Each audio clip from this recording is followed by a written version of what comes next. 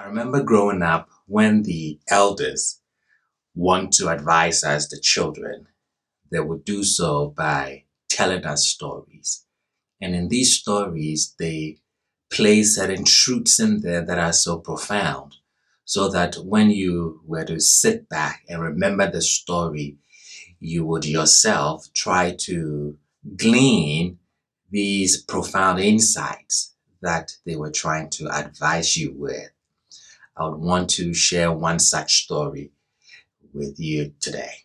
So this story is about some animals who lived together in a farmyard. There was a rat, there was a chicken, a pig, and then a cow. A rat looked through a crack in the wall to see the farmer and his wife opening a package.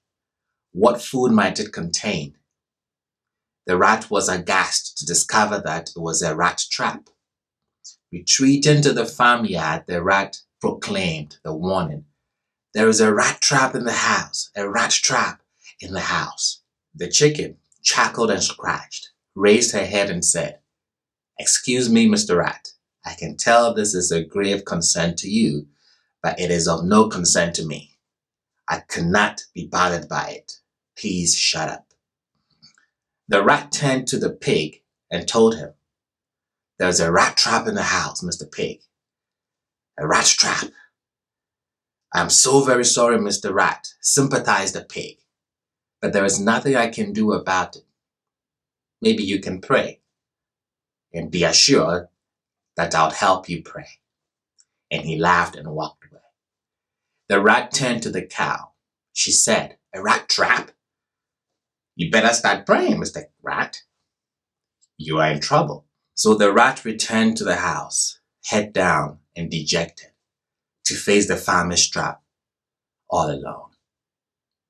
That very night, a sound was heard throughout the house, like the sound of a rat trap catching its prey. The farmer's wife rushed to see what was caught in the darkness. She did not see that it was a venomous snake whose tail the trap had caught, and the snake ended up biting the farmer's wife. The farmer rushed his wife to the hospital.